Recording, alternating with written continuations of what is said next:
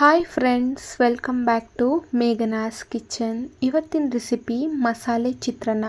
ಇದೊಂಥರ ಡಿಫ್ರೆಂಟ್ ಆಗಿರೋ ಮಸಾಲೆ ಚಿತ್ರಾನ್ನ. ಇದನ್ನು ನೀವು ಮಾರ್ನಿಂಗ್ ಬ್ರೇಕ್ಫಾಸ್ಟ್ಗೆ, ಲಂಚ್ ಬಾಕ್ಸ್ಗೆ ಸೂಪರಾಗಿ ಇರುತ್ತೆ. ಮಕ್ಕಳು ಕೂಡ ತುಂಬ ಖುಷಿಪಟ್ಟು ತಿಂತಾರೆ. ಕ್ವಿಕ್ಕಾಗಿ 10 ಮಿನಿಟ್ಸಲ್ಲಿ ಮಸಾಲೆ ಚಿತ್ರಾನ್ನ ರೆಡಿ ಮಾಡ್ಕೊಳ್ಬೋದು. ಮಸಾಲೆ ರುಬ್ಬೋ ಅಂಥ ಅವಶ್ಯಕತೆಯೇ ಇರಲ್ಲ. ಯಾವ ರೀತಿ ಮಸಾಲೆ ಚಿತ್ರಾನ್ನ ಮಾಡೋದು ಅಂತ ನೋಡೋಣ ಬನ್ನಿ. ಫಸ್ಟಿಗೆ ನಾನಿಲ್ಲಿ ಹಂಚನ್ನು ತಗೊಂಡಿದ್ದೀನಿ. ಎಣ್ಣೆನ ಹಾಕ್ಕೊತಾ ಇದ್ದೀನಿ. ಎಣ್ಣೆ ಸ್ವಲ್ಪ ಬಿಸಿ ಆದಮೇಲೆ 1 ಗಡ್ಡೆ ಆಗೋಷ್ಟು ಬೆಳ್ಳುಳ್ಳಿನ ಹಾಕ್ಕೊತಾ ಇದ್ದೀನಿ. ಹಾಗೆ 3 ಹಸಿಮೆಣ್ಸಿನ್ಕಾಯಿನ ಹಾಕ್ಕೊತಾ ಇದ್ದೀನಿ. ಖಾರ ಎಷ್ಟು ಬೇಕು ನೋಡ್ಕೊಂಡ್ಬಿಟ್ಟು ಹಾಕ್ಕೊಳ್ಳಿ. ಇದನ್ನು ಚೆನ್ನಾಗಿ ಫ್ರೈ ಮಾಡ್ಕೊಳ್ಬೇಕಾಗತ್ತೆ. ಇದಕ್ಕೆ ನಾವು ಅರ್ಧ ಕಪ್ ಆಗೋಷ್ಟು ಶೇಂಗಾ ಕಾಳನ್ನ ಹಾಕ್ಕೊತಾ ಇದ್ದೀನಿ. ಶೇಂಗಾ ಕಾಳನ್ನು ಹಾಕ್ಕೊಂಡು ಚೆನ್ನಾಗಿ ಫ್ರೈ ಮಾಡ್ಕೊಳ್ಬೇಕಾಗತ್ತೆ. ಶೇಂಗಾ ಸಿಡಿಬೇಕು, ಅಲ್ಲಿ ತನಕ ಚೆನ್ನಾಗಿ ಫ್ರೈ ಮಾಡ್ಕೊಳ್ಬೇಕು.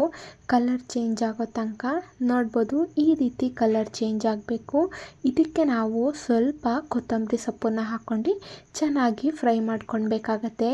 ಎಲ್ಲದನ್ನು ಕರೆಕ್ಟಾಗಿ ಫ್ರೈ ಮಾಡ್ಕೊಂಡು ಇಟ್ಕೊಳ್ಬೇಕಾಗತ್ತೆ. ನೋಡ್ಬೋದು, ಕೊತ್ತಂಬರಿ ಸೊಪ್ಪನ್ನು ಕೂಡ ಬಾಡ್ದಂಗೆ ಆಗುತ್ತೆ, ಅಲ್ಲಿ ತನಕ ಚೆನ್ನಾಗಿ ಫ್ರೈ ಮಾಡಿ ಇಟ್ಕೊಳ್ಬೇಕಾಗತ್ತೆ. ನೋಡ್ಬೋದು, ಈ ರೀತಿ ಆದರೆ ಸಾಕು.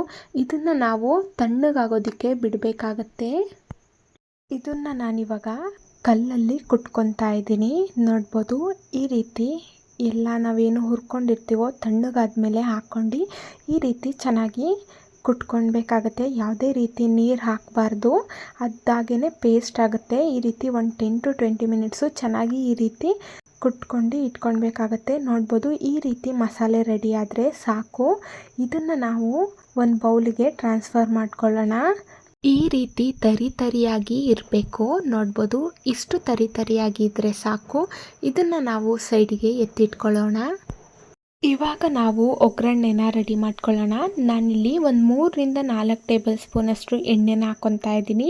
ಎಣ್ಣೆ ಸ್ವಲ್ಪ ಬಿಸಿ ಆದಮೇಲೆ 1 ಸ್ಪೂನಷ್ಟು ಕಡಲೆಬೇಳೆ, ಹಾಗೆ 1 ಸ್ಪೂನಷ್ಟು ಉದ್ದಿನಬೇಳೆ, ಹಾಗೆ 1 ಸ್ಪೂನಷ್ಟು ಸಾಸಿವೆ, ಹಾಗೆ ಸ್ವಲ್ಪ ಕರಿಬೇವನ್ನ ಹಾಕ್ಕೊಂಡು ಚೆನ್ನಾಗಿ ಫ್ರೈ ಮಾಡ್ಕೊಳ್ಬೇಕಾಗತ್ತೆ. ಕಡಲೆಬೇಳೆ, ಉದ್ದಿನಬೇಳೆ ಎಲ್ಲ ಬ್ರೌನ್ ಆಗಬೇಕು, ಅಲ್ಲಿ ತನಕ ಫ್ರೈ ಮಾಡ್ಕೊಂಡು 1 ಸ್ಪೂನಷ್ಟು ಅರಿಶಿನ ಪುಡಿನ ಹಾಕ್ಕೊತಾ ಇದ್ದೀನಿ. ಅರಿಶಿನ ಪುಡಿನೂ ಹಾಕ್ಕೊಂಡು ಈ ರೀತಿ ಚೆನ್ನಾಗಿ ಫ್ರೈ ಮಾಡ್ಕೊಂಡು ಹಾಗೆ 1 ಸ್ಪೂನಷ್ಟು ಜೀರಿಗೆನ ಹಾಕ್ಕೊತಾ ಇದ್ದೀನಿ. ನಾವೇನು ಮಸಾಲೆನ ಕಲ್ಲಲ್ಲಿ ಕುಟ್ಕೊಂಡು ಇಟ್ಕೊಂಡಿರ್ತೀವೋ ಆ ಮಸಾಲೆನ ಹಾಕ್ಕೊತಾ ಇದ್ದೀನಿ.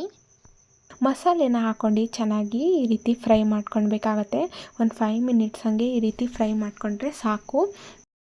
ನೋಡ್ಬೋದು, ಈ ರೀತಿ ಮಸಾಲೆ ಚೆನ್ನಾಗಿ ಫ್ರೈ ಮಾಡ್ಕೊಳ್ಬೇಕಾಗತ್ತೆ. ಈ ರೀತಿ ಆದರೆ ಸಾಕು. ಇದಕ್ಕೆ ನಾವು ರುಚಿಗೆ ತಕ್ಕಷ್ಟು ಉಪ್ಪನ್ನು ಹಾಕ್ಕೊತಾ ಇದ್ದೀನಿ. ಉಪ್ಪು ನೋಡ್ಕೊಂಡ್ಬಿಟ್ಟು ಹಾಕ್ಕೊಳ್ಳಿ. ಉಪ್ಪನ್ನೆಲ್ಲ ಹಾಕ್ಕೊಂಡು ಚೆನ್ನಾಗಿ ಮಿಕ್ಸ್ ಮಾಡಿಕೊಂಡ್ರೆ ಗೊಜ್ಜು ರೆಡಿಯಾಗಿದೆ. ಇದಕ್ಕೆ ನಾವು ರೈಸ್ನ ಹಾಕ್ಕೊತಾ ಇದ್ದೀನಿ. ರೈಸ್ನ ಹಾಕ್ಕೊಂಡು ಚೆನ್ನಾಗಿ ಮಿಕ್ಸ್ ಮಾಡ್ಕೊಳ್ಬೇಕಾಗತ್ತೆ. ಕರೆಕ್ಟಾಗಿ ರೈಸಿಗೆ ಮಿಕ್ಸ್ ಆಗಬೇಕು ಮಸಾಲೆ ಎಲ್ಲ.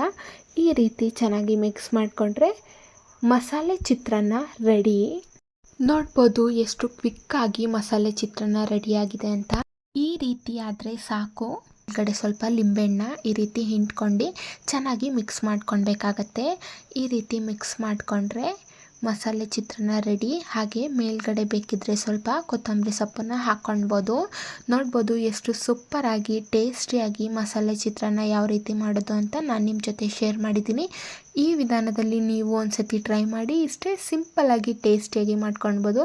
ನೋಡ್ಬೋದು, ನಾನಿಲ್ಲಿ ಸರ್ವ್ ಮಾಡ್ಕೊತಾ ಇದ್ದೀನಿ. ಎಷ್ಟು ಸೂಪರಾಗಿ ಮಸಾಲೆ ಚಿತ್ರಾನ್ನ ರೆಡಿಯಾಗಿದೆ ಅಂತ.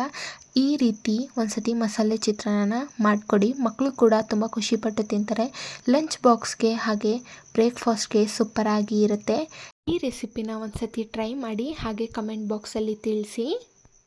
ಈ ರೆಸಿಪಿ ಏನಾದರೂ ಇಷ್ಟ ಆದರೆ ಲೈಕ್ ಮಾಡಿ, ಶೇರ್ ಮಾಡಿ. ಇದೇ ರೀತಿ ಸಿಂಪಲ್ ಆ್ಯಂಡ್ ಈಸಿ ರೆಸಿಪಿಗಾಗಿ ಮೇಘನಾಸ್ ಕಿಚನ್ನ ಸಬ್ಸ್ಕ್ರೈಬ್ ಮಾಡ್ಕೊಳ್ಳಿ. Thank you for watching.